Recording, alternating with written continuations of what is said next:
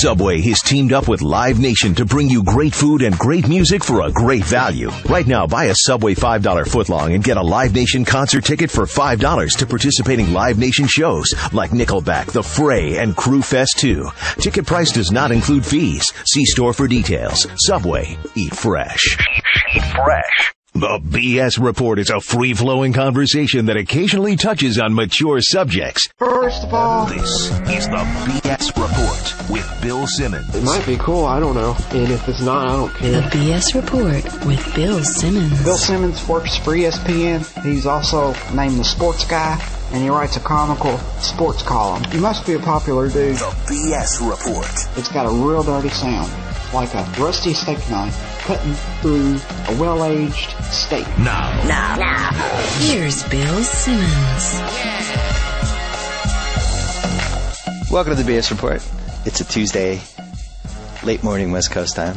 Waiting on our guest today, the talented Mr. Roto, Matthew Berry, who will not be on the Subway Fresh Take Hotline. He's actually in the studio. Joe Mead's going to tell us when he arrives. It's going to be like when a celebrity arrives at the Ivy to have lunch. Matt Berry coming into the studio at Bristol. We're going to talk fantasy football. But right before the podcast, we're taping this on a Tuesday, Brett Favre announced that he is coming back and he's going to play for the Minnesota Vikings, Green Bay's hated rival. Amazing. I can't say I thought I had lost the ability to be surprised by a Brett Favre story, but this one shocked me that he would come back this late into the training camp. And obviously, Joe Mead. Yes. Obviously, he had this planned all along. He just didn't want to go through the training camp. Absolutely. Which I don't get. Why don't they just sign and say, I'm not doing training camp? Devious. And now it turns out that he might be starting Friday's exhibition game. Even a little more devious. So they've had this cooked all along. But I was thinking, what would be the greatest, for ESPN's purposes, what would be the greatest scandal? Not scandal, but greatest story that would, basically make, Skip Bayless, they'd have to sedate him. They'd have to, use a fire hose to hose him down so he didn't, his head didn't explode. And I think it would be that if Brett Favre came back and then it turned out that he and Michael Vick were still operating a dogfighting ring very secretly, and Brett Favre came back because he needed more money to fund the ring. And Michael Vick had never given it up. What do you think? I think our heads have already exploded over that. Do you think ESPN would shut down? If there's some way to link Brett Favre and Michael Vick together, I think that would shut ESPN down. You just see a test pattern for 3 straight days while everybody tried to figure out what to do about this. But I'm going to throw this at you. As annoyed as I am at the Brett Favre is he coming back, I compared him to VD on my Twitter today. I think that should be his new nickname, VD. But how can you not be excited for those 2 Vikings-Packers games? Those are now the best 2 sporting events of the year, aren't they? Yeah.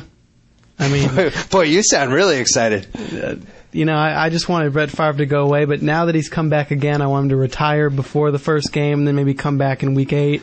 It would be cool if he retired at halftime and then came back for the 4th quarter. Why not? But seriously, who is not going to watch that game on October 5th?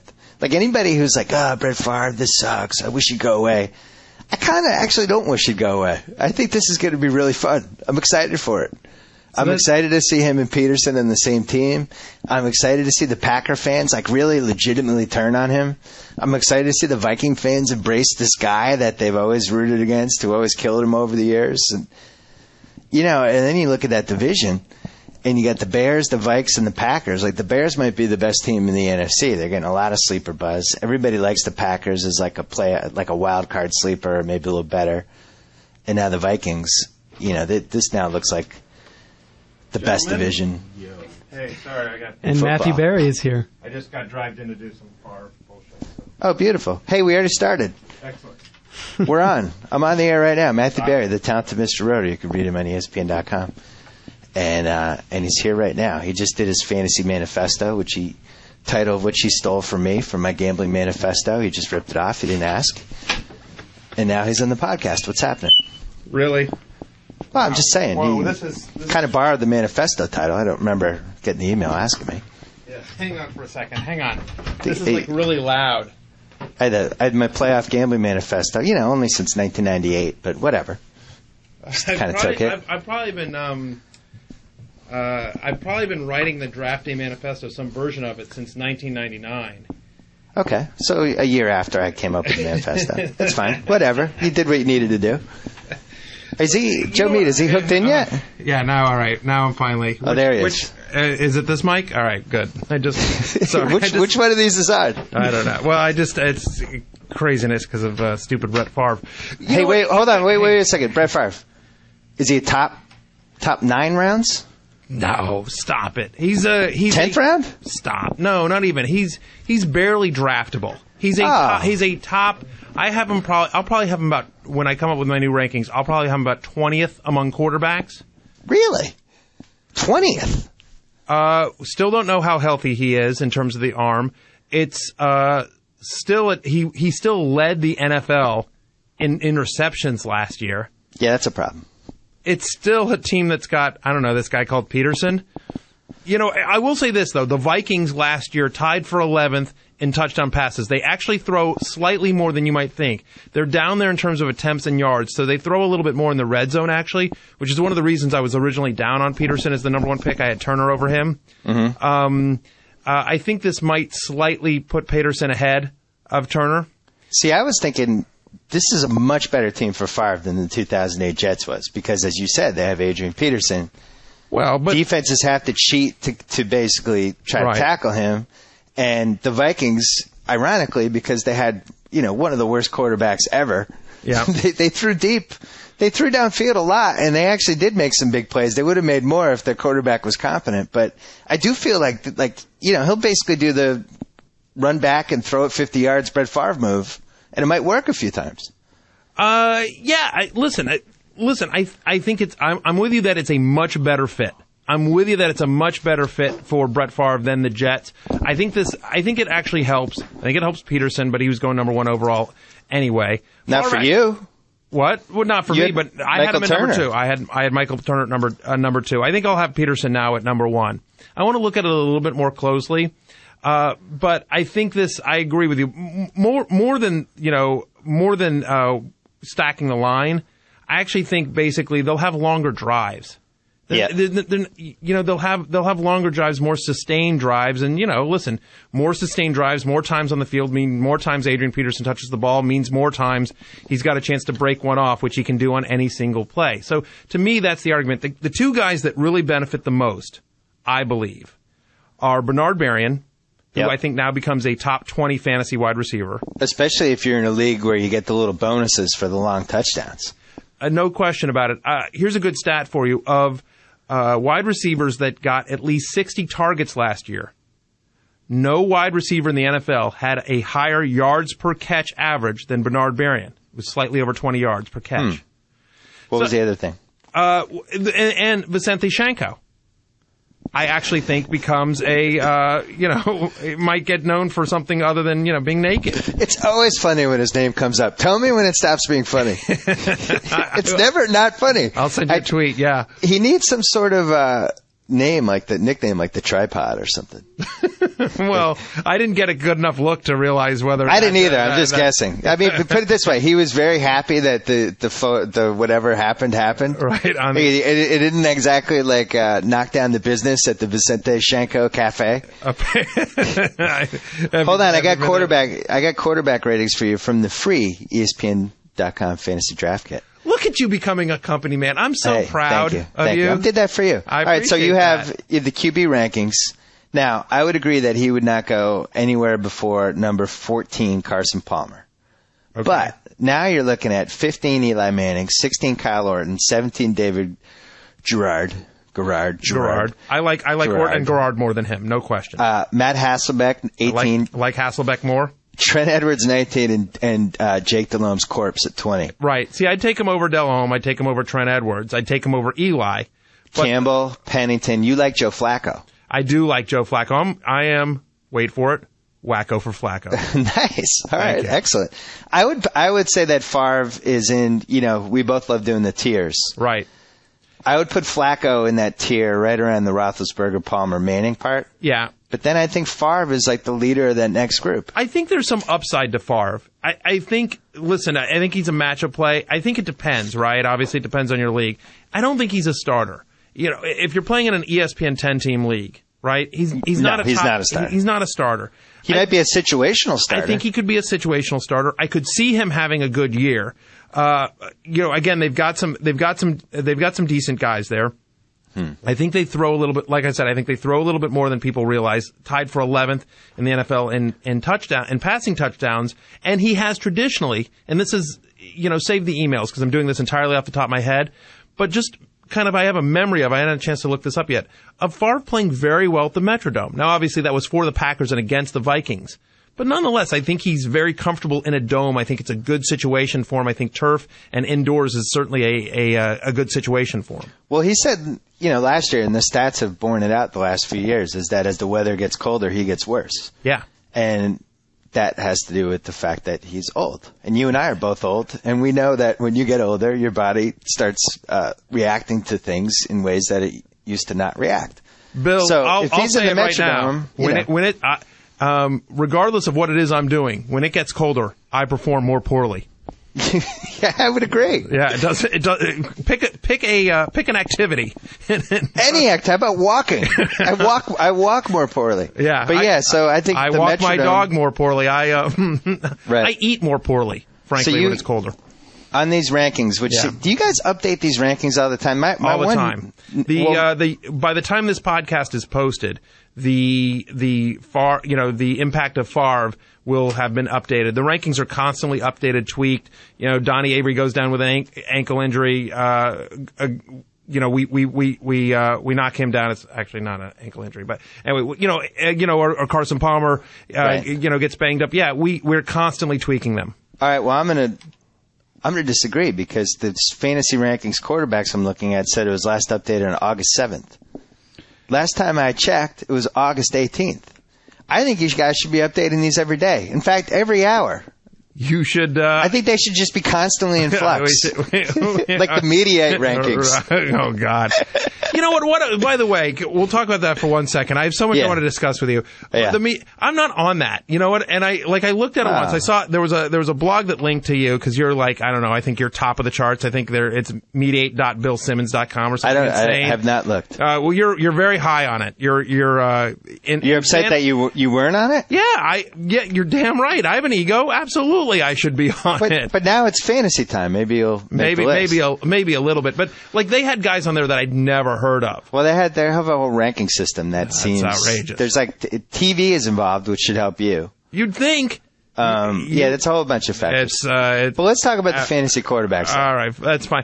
Hold on now. I'm not in charge of the updated ranking, so my guess is that. But they get updated fairly frequently. Nate Ravitz, Pierre Biquet, right. Our whole fantasy team does that. I'm just a pretty face, Bill. All right. Well, really, when you talk about fantasy and you do previews, I would argue that either a top 25 of some order matters or a top 40. I think anything after that, it's too hard to say because you don't know who's already on your team and wouldn't need all that stuff. But if I'm looking at the quarterbacks right now, okay, Drew Brees is a second rounder, I think.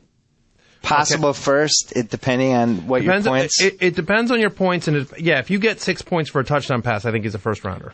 And Tom Brady, I don't see how he goes that far behind Brees because he looks healthy, and the season he had 2 years ago was ridiculous.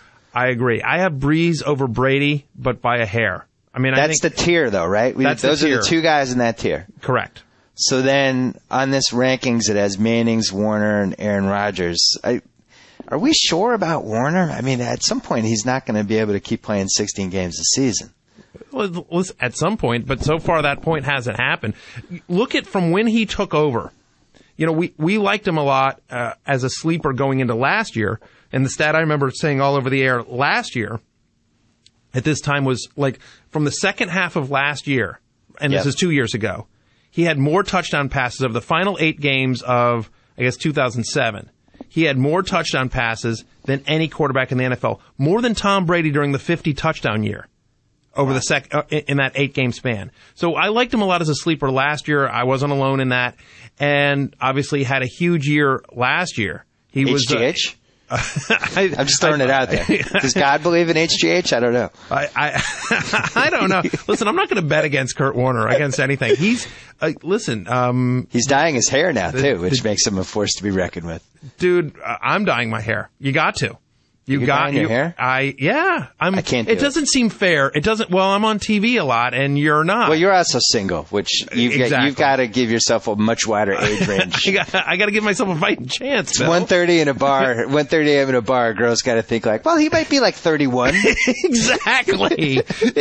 It's like, it doesn't seem fair that I'm both prematurely bald and prematurely gray. So yeah, I definitely, I don't like go the whole crazy, but yeah, I definitely dye my hair so it's not as gray as it would be normally. You don't do like the Dr. Pepper reddish brown color, do you? No. That's the worst color ever. I'm not like Allison from American Idol. All right, so second tier, yeah. Manning definitely. Kurt Warner. Right. I agree with you. I just wouldn't take him. I'd be too scared. Then I think I would have Romo next. I have Romo and Rodgers in that next tier. I do not have Phillip Rivers in my next tier, and I know I'm alone on an island there. Yeah, I think I would put Rivers as the last guy of that tier. See, I have Warner at 3. I have Manning at 4, and Romo at 5. Then Rodgers is sort of how I go there. I'm going to attempt. My West Coast League is 10 teams. Actually, my East Coast League is 2. So you didn't get voted out of the West Coast League? Well, we haven't done it yet. We have to prepare for the West Coast League. We show up and we either get voted out or we don't. We don't know what's going to happen. But if I don't get one of those 7 quarterbacks. Yeah. I'm bummed. Yeah, because I think if you don't get one of those 7, I think it's a pretty significant drop-off. Although I do think McNabb is going to have a good year. I like McNabb a lot. I mean, then and I think you could also, Roethlisberger, you could talk yourself into Cutler. No, I'm so down on Cutler, it's insane. Wow, how come? Tell me. Okay, how long do you have? Well, give me in 1 minute. All right, fine. Number one is, prior to today, when Brett Favre came back, he was the person in the NFL with the most interceptions last year that was still playing. He was second in interceptions in the NFL last year. So he's a turnover machine. Now it's a new system. Now it's a bunch of new players. While I do like Greg Olsen, I do like Matt Forte a lot. I like Devin Hester. He doesn't have the same level of players in Brandon Marshall, Eddie Royal, Tony Scheffler. He doesn't have the same skill set of guys, right? Conservative team, cold weather. Cold weather. And by the way, that's the other thing. I think the Bears defense is a lot better than the Broncos defense last year. Last year, the Broncos defense, only 2 teams in the NFL gave up more points per game last year than the Denver Broncos. And so there were a lot of shootout games there where Cutler was just chucking it all over the place. The Bears are not going to have that problem. It's going to be a much more ball control offense. I don't think conservative. I don't think he's going to be throwing as much. I think he still is prone to making mistakes. He doesn't know his teammates well. It's a new system. It's a tough division. I mean, the Packers have a good defense. The Vikings have a good defense. The Lions.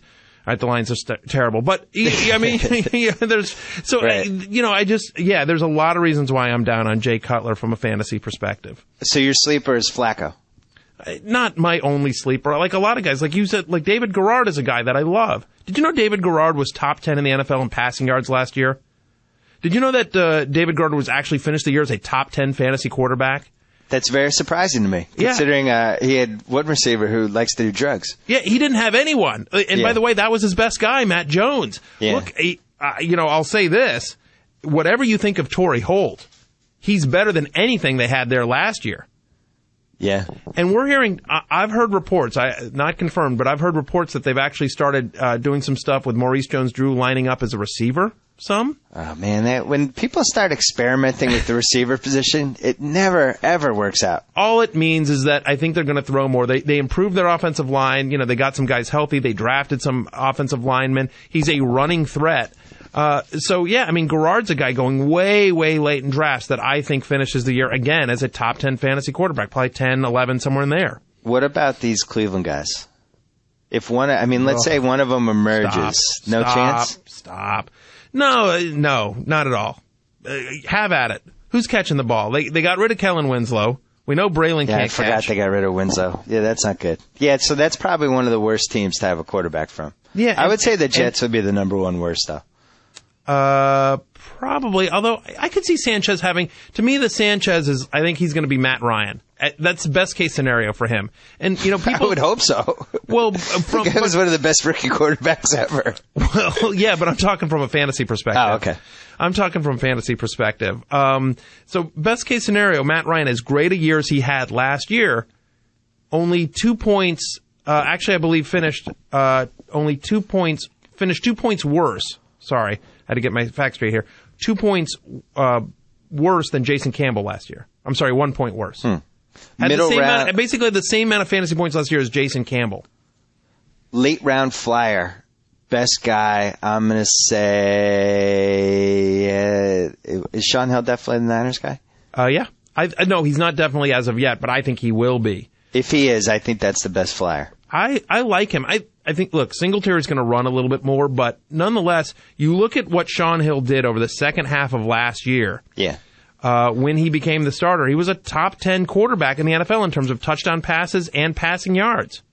All right, running backs. Okay. So, how dare you go against the Football Outsiders guy and their curse of 370? You're just spitting on it. You know You're what? spitting on it. I am spitting on it. By the way, we're not getting off this podcast before we go back to your insane, like I stole the manifesto. I know. Thing. I just wanted to get you riled up. You I didn't get me believe riled it. up. All I did was was like just plugging you in. I know. Basically. I had to plug you in, and get you going. Get me going. There's so many things you can get me going because this happens to you a lot. You and I have traded private emails about this. It happens to you a lot as well, where you get ripped off, where you have stuff like your R-Test underwear story that got ripped off a lot.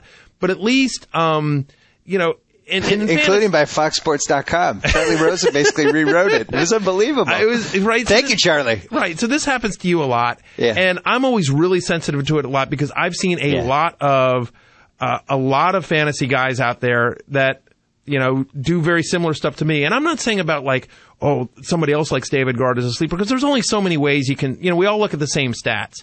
I'm talking more about style and writing style. And, I get one of the people that are anti-Matthew Berry. I get a lot of... anti?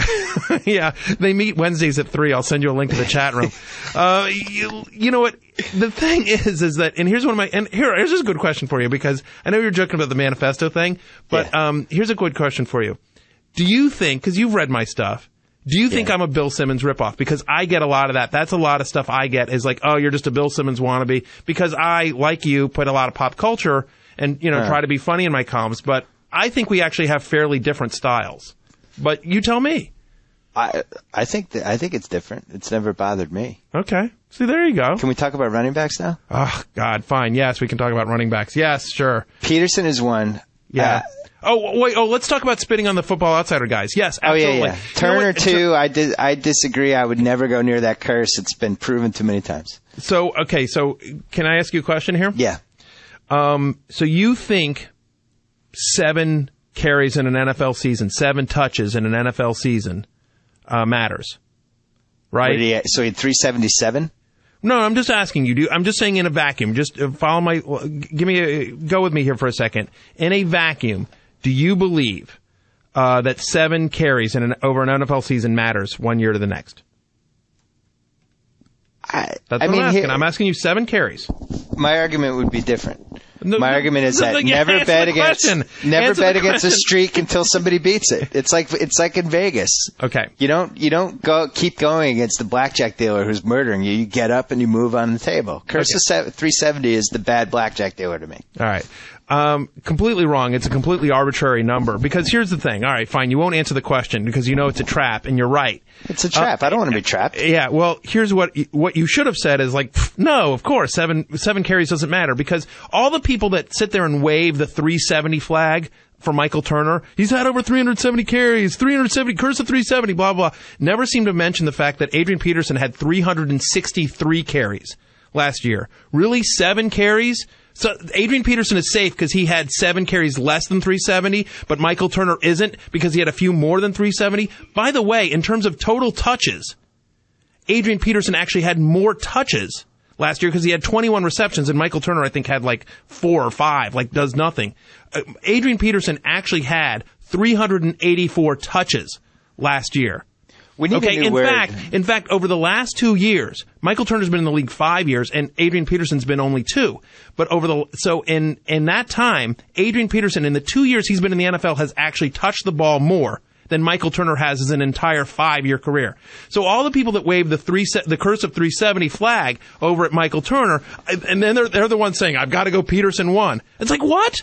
Well, you talk about the guy's touchdown rate actually went down from his rookie year to hhthe sophomore year. Now they've got the gunslinger in town.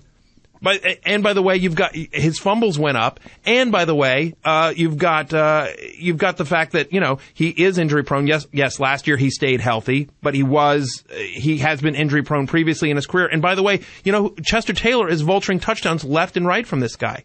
I still have Adrian Peterson at number 1. Like I said, I think the Favre thing moves him slightly ahead of Turner for me. But the people that are like, I wouldn't touch Michael Turner with a 10-foot pole, curse 370, are stupid and insane. Bill Simmons. That was crazy. You had a lot of by the ways in there. Yeah, well, you know what? I think you broke Linda Cohn's record. ESPN House record. It's a new drinking game. Listen to the BS report every time I say by the way. Let me tell you something about Michael Turner, other than the 370. Yeah. He's one of those guys that if you really look at the game by game. Yeah. He had some huge games and some stinkers.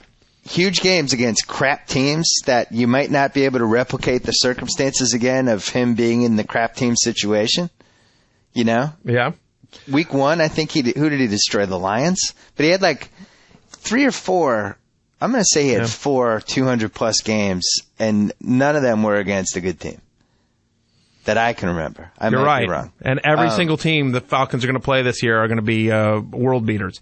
Much better schedule. Look, here's my argument, and these are all my arguments for Turner over Peterson. First off, stop with the schedule.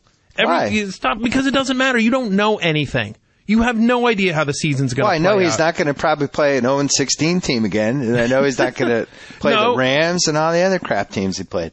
Yeah, but you know what? Remember last year, everyone was so freaked out about the Chargers. You don't want to play the Chargers, great defense. And then, Sean Merriman goes down, and that defense is terrible. You have no idea how teams are going to play. Fair point. I'm just saying that I don't know if he's as good of a football player as his statistical season showed last year. I think he is somewhere about 20% worse. Here's the thing. You may be right, and it doesn't matter, because fantasy isn't about that. Fantasy is about scoring points, and it's about opportunity, right? It does matter. See, I'd rather have Matt Forte. Call me insane. Call me crazy. I think he's on a better team. I think he's on a team that is going to dominate games. I think he's going to rack up touchdowns, and I'd rather have him.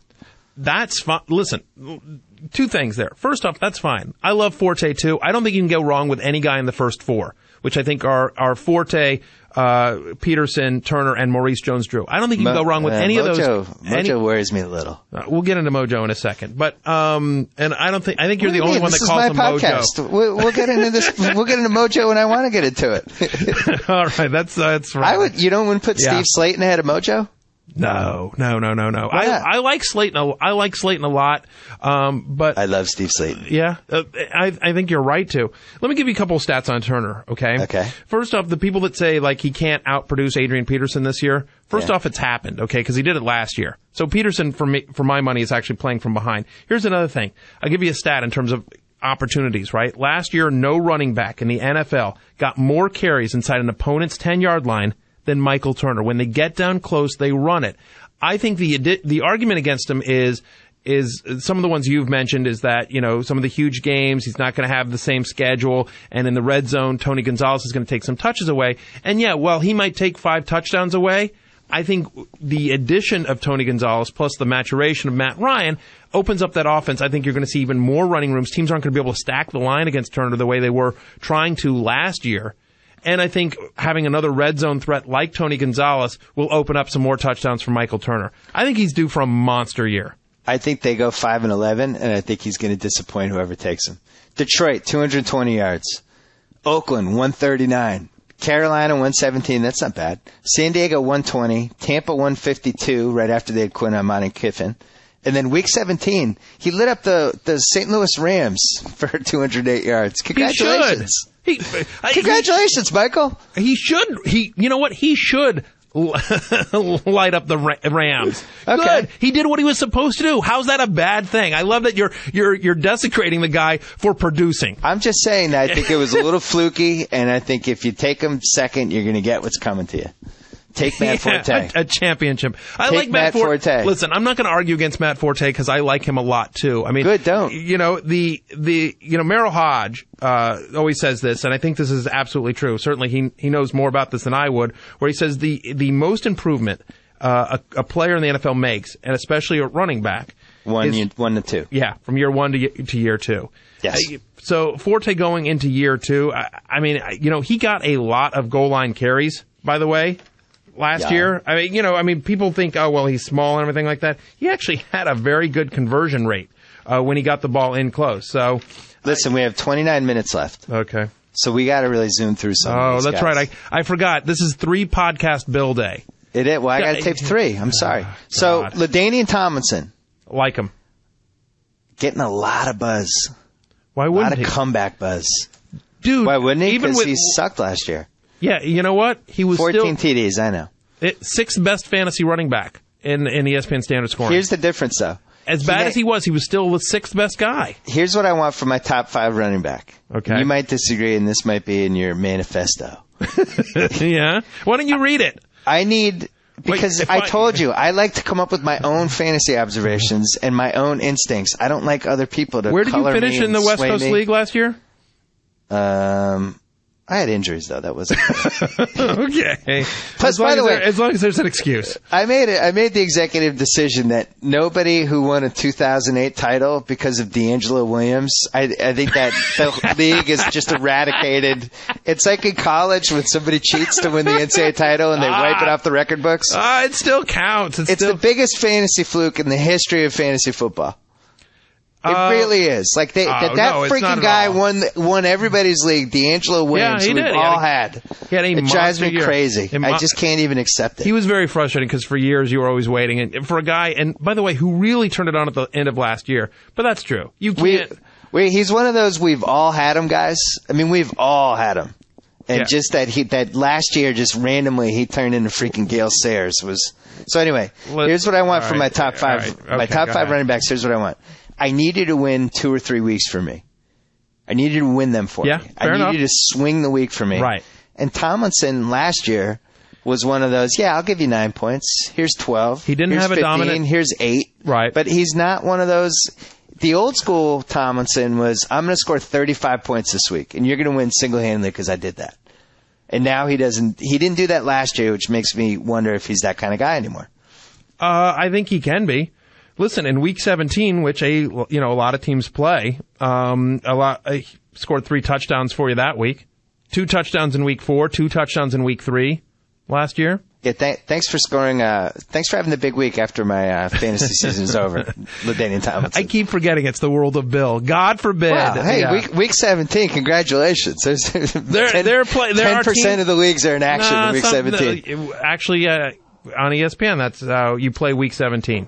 Because I actually like to. We've talked about this. I think it should go through the playoffs. We have talked about that, and I like that too. The thing I like about the way we do it is that it's a 2-week playoff. So if you get screwed by like one huge week, you're still okay with it, right? So so the finals are week 16 and 17. So and the playoffs are 2 weeks, and so the weeks 14 and 15 are the semifinals. So again, if like you play against the crazy Ronnie Brown 5 touchdown game, you're not totally out of it. You hate playing all year long, and then all of a sudden, one guy goes off, and it's just like, So do you like Tomlinson just because he's boys with Steve Mason and goes on the show every week? You know what? I will never, ever say... listen, they're very positive with LT. I will never say... Steve Mason is the guy that put me on the radio the very first time. I know. That's why I'm making fun of him. I know. Exactly. He's your boy. You're he is my boy. I will never say anything bad about Steve Mason. Why do you think Tomlinson is going to have a comeback year? Give me 2 reasons. Healthy and a run-first team. Listen, as bad as he was last year, he was still 6th best among running backs last year. He was. Fair enough. I'll give you I'll use this to not only talk about why I like LT, but also because why I don't like Phillip Rivers this year. In 18 years as a head coach or an offensive coordinator, Norv Turner has passed the ball 60% of the time only 4 times. 4 times in 18 years. 2 of those 4 times was when he was with Oakland, which shouldn't count. Not an NFL franchise. Nothing makes sense there. And Al Davis is calling all the plays. Agreed. So truthfully, only twice in an 18-year career, or twice in a 16-year career, if you take out Oakland, because that shouldn't count against anyone's career. 2 years in a 16-year career, he's passed the ball 60%. One of them was last year when their defense was decimated. Again, he runs and once was like in 99 or 98, something like that with the Redskins. So basically, Norv Turner is a run-first coach, always has been, always will be. When they get in the red zone, they run. They're going to give it to LT. He played in a preseason game, which LT never does. He's got something to prove. I would agree with the something to prove, and something you didn't mention. I just think that team's going to be really good. And you always want a running back on a team that's really good, always. Yeah. Because they're going to have the 3 games a year where they win 38-10, and the guy scores 3 touchdowns and does all this stuff. So I actually would put him ahead of Turner as well. How about that? You know what? Ken Dobby, who writes for us, thinks he should be number 1 overall. I like Turner more than LT, but my point is that I don't have a problem with it. If I had number 2, which I don't because I got number 1 in my West Coast, we haven't done the East Coast drawing yet, but if I got number 2. You have number 1 because you finished last, right? No, actually we had the drawing that was tied to the California Powerball, which is really fun. It makes it like the most exciting Powerball drawing ever. But I like that, actually. I would debate between Tomlinson and Forte as my number 2, and I would watch the preseason games. I'd watch LT in week 3. Right. Oh, man, I just called him LT. LDT, I should have said. LDT, there you go. Because he stole Taylor's nickname. Couple more guys quickly. Mm-hmm. Clinton Portis. Like him. Marion He's going Barber. way. I think Barber could have a good year as well. You know what? Both Portis and Barber were in the first half of last year were the top 2 running backs. Yeah. Were literally the 2 best running backs in fantasy. For the first 8 weeks of the seasons, and then injuries, and the Redskins' offensive line just got completely decimated down the stretch. Yep. But Portis is very, very healthy, and I'm going to throw this at you. Not healthy, I should say. He's a warrior. Like, he goes out there. Yeah. Even you're going to like up. this. Okay. You're going to like this one. We've talked about this before. Marvin Harrison was always the guy that went like 6 spots later than he should have because it wasn't fun to take him. Right. You've had him. He's been around for a while. It's not rocket science to say he's going to have a good year. You don't really get any credit for taking Marvin Harrison. He's not, dare I say it, sexy. Not sexy. Right. It's unsexy. Exactly. He's wearing like an Amish nightgown.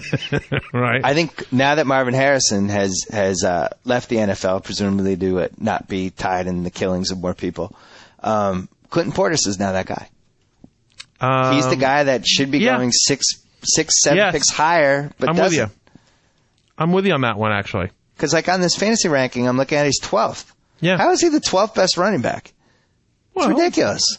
Well, I think I agree he should be a little bit higher, but I think there's some concerns again about the offensive line and about just the Redskins' overall, frankly, ability to move the ball at all. But Chris Johnson is 6th on this list. I mean, Chris Johnson is one of those, you take him and everybody in the room goes, ooh, nice pick. Oh, yeah. Chris, how do we know with Chris Johnson? He splits carries with Lindell White still.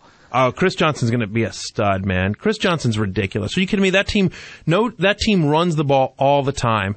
He still had a huge year. In fact, I believe, off the top of my head, that Chris Johnson scored more fantasy points last year than Clinton Portis. Listen, so again, it could have happened. You're preaching. I had Chris Johnson on both teams last year. I really like him, but I think there are some serious health questions with him.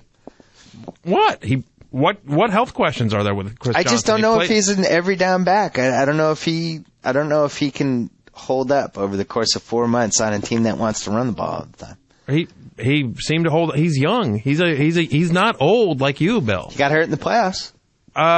Guess what? We don't play during the playoffs. He skipped week 17. Yeah, he did. They didn't need him then. I watched him. They didn't need him in week 17. They'd already clinched. I watched him play Chicago. I'm looking it up in week 10, and they beat the hell out of him. Yeah. He had 1 point. He had 1 fantasy point. He had 8 yards on 14 attempts. His 400-yard games: Cincinnati, Kansas City, Detroit, Cleveland. Yeah, he gets to play all those. He gets to play all those guys. All I'm saying is I think it's a little crazy to say that he's 6. 4.9 yards per carry last year. Over his final 4 games, and I'm not counting Week 17 because he didn't play, over his final 4, he averaged 6.2 yards per carry. I love him, but I think that team is worse this year. I disagree. Listen, and by the way, he didn't get maybe Chris Johnson goes off the tequila too. And suddenly he's all slim and sexy. Chris Johnson? You didn't hear that about Lendell White? No. Oh, yeah, I did hear that. Yeah, Lendell White stopped, you know what? I no longer big fat Lendell White. He's now, he's no longer boozy Lendell White. I try not to read that stuff about athletes anymore because all it does is I just... Depress you? No, it's like the Marbury thing. I ate Vaseline. It's like, at what point do we stop caring about this stuff? Like, it's not even funny anymore. Yeah, oh, wow, Stephon Marbury ate Vaseline and taped himself on a webcast smoking pot. And like, at what point is this not fun anymore? I don't know. It hasn't gotten there for me yet. I will say this. Come on, because Stephon Marbury, member of the Boston Celtics. As of like the Rick Pitino thing? Right. That was sad. It was incredible. See, I thought that was incredibly funny. I love that. I had jokes going all day with my friends that I was afraid to tweet, but I thought that was much funnier to me. That was such a crazy story, and this guy is a college coach, and you know, like, people will go to that restaurant now and be like, can I have the Rick Pitino table? I know, but it's sad. Like, I don't know. I felt bad for the guy. I'd say it's sadder that Lendell White, like, you know, is dumb enough to say that he gave up tequila. Like, right. Oh, great, this guy's an idiot. Yeah, well, exactly. I think the truth of the matter is that we know, I think, you know, sports is one of those areas where, like, we have heroes, right? Like, people we root for and we look up to, and it's like they're, you know, having, and you've experienced this as well. Like, because of, you know, my former career as a writer and now because of ESPN, I've met, like, a lot of celebrities. Yeah, it sucks. And sometimes, like, you meet people and you're like, God, I'm such a huge fan of that guy. And then you meet that person and you're like, blows. Wow, I'm not, you know what? You're kind of a tool. Wow, you know, it completely ruins. Or a douche. Douche is worse. Yeah, you know, or a woman is like a, you know, I don't know. Joe Mead's got the bleep button ready. Is Joe Mead awake? He is awake. He's awake. He sounded positively lively about the Favre situation. Even Joe Mead's excited. When Joe Mead is excited, it's a big story. Can't wait for Favre. You should make Joe Mead copy that, what he just said there, and use that as a drop just all the time. As this is, can't wait for Favre. Hold on, we got to talk about a couple. See, we've talked about this by email. Yeah. You and I agree on this strategy. Okay. And I can't believe I'm giving it away because I'm in 2 leagues and the freaking losers in my league, they listen to my podcast and try to glean what I'm going to do because they scout me. Welcome to my world. But every draft I walk into, they all know what I'm doing. Yep. I just think there's so much running back value. Completely Once you agree. get past like the top 40, that 5th, 6th, 7th, 8th rounds. I know last year I got Peterson in the 6th round, which is crazy. But you look at some of these guys, like on the ESPN list, like for instance. Wait, you got Peterson in the 6th round last year? Isn't that insane? Well, because it was like we had the draft right during the week when everybody thought Chester Taylor was going to just split carries with him. And that must have been 2 years ago. That's what I meant. 2 years ago. I was going to be like, what league are you in there? Okay. Sorry about that. All right, so like Larry Johnson is 26th. Right. Noshawn Moreno, 28th on this list. Reggie Bush, 30th. Ray Rice, 32. I don't like any of those guys except possibly Rice, but I think your point is well taken. You're going to hit the jackpot on one of those guys, correct. Potentially. Donald Brown, 38? Brown I like a lot. I agree. There's going to be guys like that, you know, like the Donald Browns of the world, right? Yes. You know, that you're going to hit one of those guys, potentially. Look, so why not go, let's say you take running back round 1, wide receiver, QB in some order, 2, 3, 4. And then you just roll the dice with 3 running backs in a row, 5, 6, 7. And hope you hit one of them. We just did me and all the other fantasy analysts here, we just did another 10-team mock draft. I had picked 9, and it comes out on Thursday, so you can read it and you see. But I went Calvin Johnson at 9 in the first round. Nice. I like that. Who I love Calvin Johnson. I think he's the number 1 wide receiver this year. He's number 1 on my board. And I got Slayton on the back around. And then third round. The reach around, as I call it. Right. And you can get away with that. I can't. Thank you. Because I'll get, even though it says, you know, a free-flowing conversation with that touches on mature subjects. Yes. I'll get yelled at. Be like, Barry, we heard you on Simmons' podcast, and you can't say, because, you know. You know what, you're like, What? see, I'm like Ted Danson, and you're like, you're Frasier, you show up Yeah. in season 6, and you're like, why can't I get what Ted Danson gets? That's exactly right. I'm Ted Danson! Exactly. That's exactly right. Damn it. That's exactly. That's a Well, great someday analogy. someday you might get a spinoff. So we can only hope. Calvin Johnson, you have over Larry Fitzgerald and Andre Johnson. Yeah, I do. Really. Would you like agree him. that that's the top 3?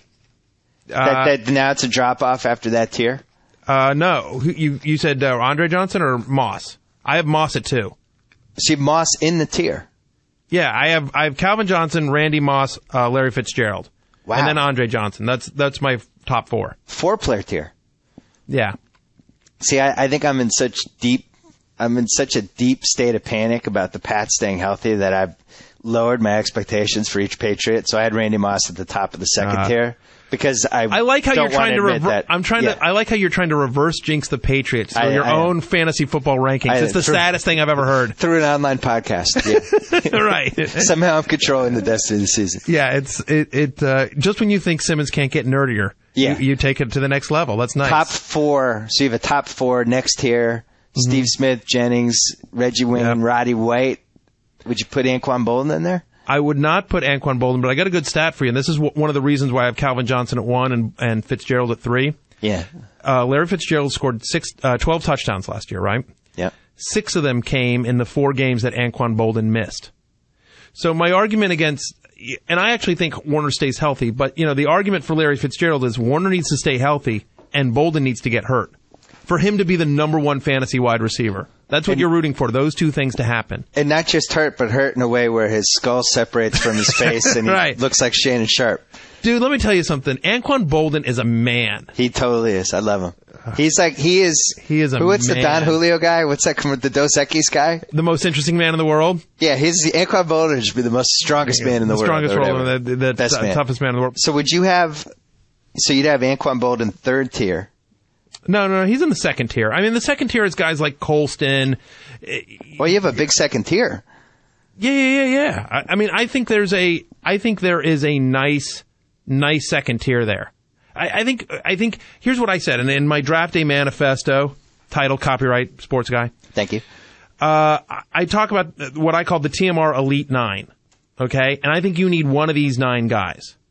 And it's in no particular order. It's Fitzgerald, Andre Johnson, Calvin Johnson, Greg Jennings is in there, Steve Smith, Roddy White, who I love, Anquan Bolden, Moss, and Reggie Wayne. And Visanthe Shanko's penis. It's a top 10. Let's make that a top 10. Did you know Shanko was the 5th best fantasy tight end last year? Did you know that? Like, he caught a ton of touchdowns last year, and Favre does look for a tight end in the red zone. I got to say, you might be onto something with Colston, because now that I'm looking, I blocked it out because I had him on one of my teams, which he murdered. And he Jack killed Nicholson. you for a while? Right. Yeah, so I forgot that he actually came back in week 10 and had a couple big games, and, When healthy, the guy's a stud. It's one of, if not the best offense in the NFL.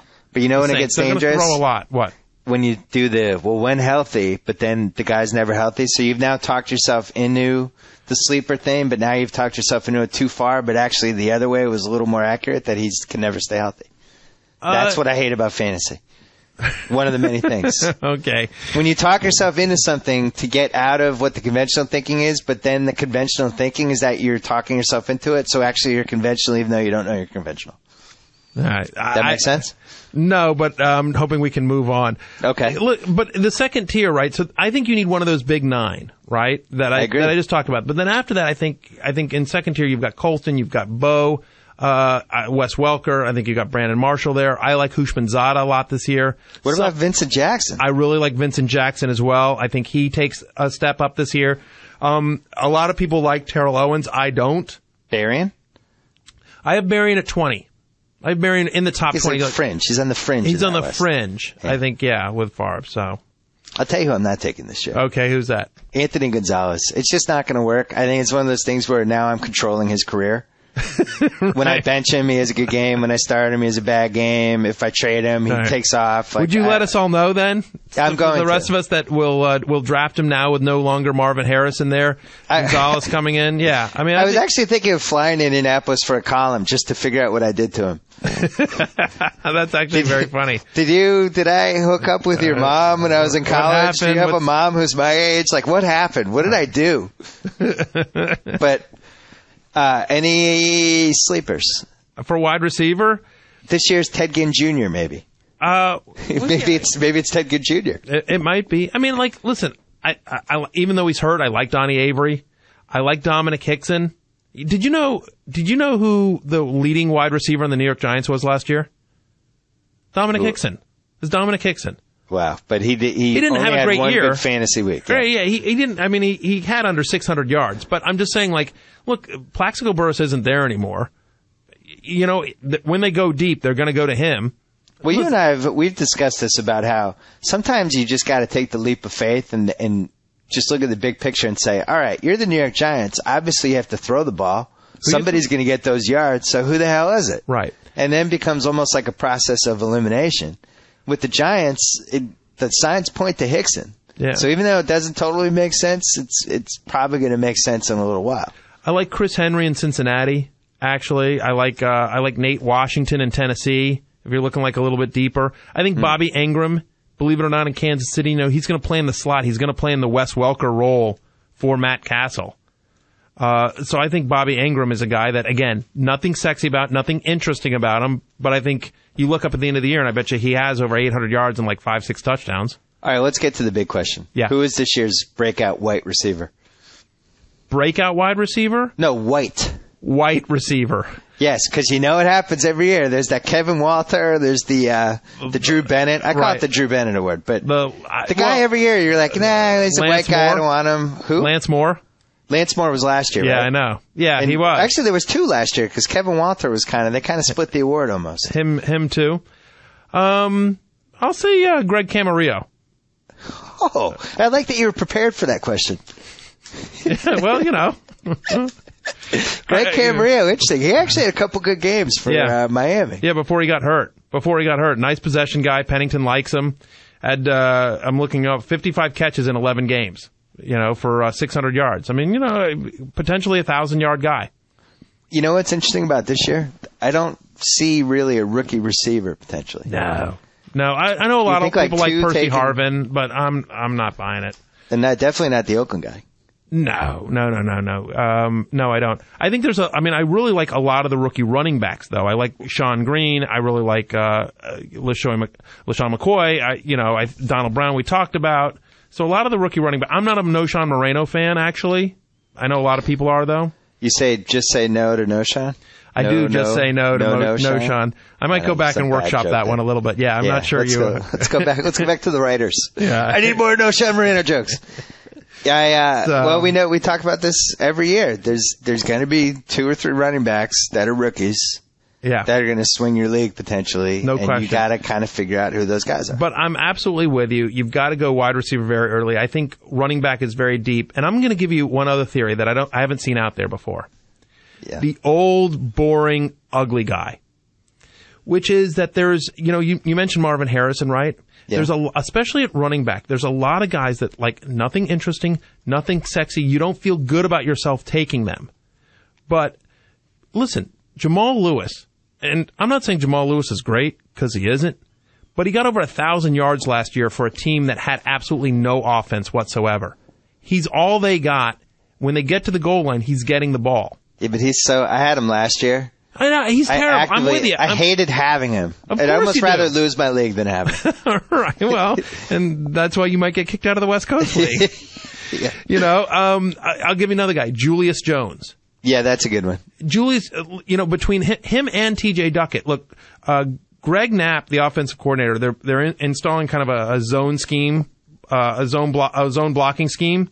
Yeah. And that actually plays well, especially to Julius Jones' strength. Did you know he averaged 4.4 yards a carry last year? This is a team that's going to run. Under Mora, he has traditionally run. Greg Knapp, if you look at at the offenses that Knapp has been in charge of, They're always very productive run game, and Jones and Duckett are all they got. I think you could see Duckett get 10 touchdowns, Vulture 10 touchdowns, and I think you could see Jones with a 1,200-yard, 6-touchdown game, 6-touchdown year. That's something people don't do enough with fantasy. You got to look at, there's always that one NFC team and the one AFC team that just had everything go wrong for them the year before. Yeah. And this year, just things are better. And it translates to fantasy sometimes. Absolutely. You just got to make sure. I think Seattle is a really good example of a team that actually does have some potential fantasy guys on it. They all underachieved last year. Listen. So who is going to emerge from the Seattle abyss? Hasselbeck is a guy that, is 2 years removed from almost a 4,000-yard season, basically, right? You know, and they get Hushmanzada. I really like Hushmanzada this year. He gets Burleson back. He gets Deion Branch back. John Carlson, a second-year nice pass-catching tight end. There's something about Seattle when receivers go there and they look awesome on paper. It never works out. It seems like it just happens over and over again. Curse of Steve Largent. Way to stay hip with the kids. Thank Steve you. Largent. Who's their last good receiver since Steve Largent? Ever since Jerry Rice wore Steve Largent's number, it all fell apart. Current New England Patriot Joey Galloway. Galloway had some good years in Seattle. Yeah, he did. I'll give you that one. Do you feel like there's a defense? Cedric Benson, is another guy that, you hate Cedric Benson. No one hates Cedric Benson more than me. Yeah. But he's all they got. Yeah, it's true. He's going to get the ball. He looked good last year, towards the end of last year. I hope in your manifesto is don't judge anything off of what you're watching on Hard Knocks. Should be one of the That's the rules. a good rule. I watched Chad Johnson for 5 minutes. I was like, whoa, Chad Johnson, Ocho Cinco, whatever your new name is. I like you. Second round, possibly. No. But I saw Cedric Benson too, and I was like, ooh, he kind of looks like he's in shape. Yeah. Like Cedric Benson. Is there any defense? No. That you feel like should be taken earlier than usual? Yeah, I take a second. I take my defense in the second to last round just before I take a kicker. Statistically, they're all the same. Yeah. And even when a defense steps up, it's never the one that's predicted. Does Michael Vick get drafted in a league? Yeah, I think he does, like in 14-team leagues or 12-team leagues. Listen, if you're looking for a handcuff McNabb, I'll say this: McNabb obviously last year he plays all 16 games, but he has not been healthy traditionally throughout his career. And is there a backup quarterback with more upside than Michael Vick? If you're in a league where you're drafting backups to quarterbacks, like you're handcuffing guys, yeah, I think Vick's got the most upside of any guy that's number 2. He was a secretly really good fantasy guy for a couple of years there. Like you forget, like those running yards they add up. 1,000 yards rushing, yeah, exactly. Yeah. Yeah. He was actually a better fantasy quarterback than he was a real life quarterback, I think. Michael Vick. You have 90 seconds to plug whatever you want on ESPN.com. Well, we have to talk about Vegas too, though, don't we? Yes, let's plug that right now. We have to, because I heard you're on the fence here, so I have to talk you into this. But I'll say this: 90 seconds to plug whatever I want on ESPN.com. I'll give you 190.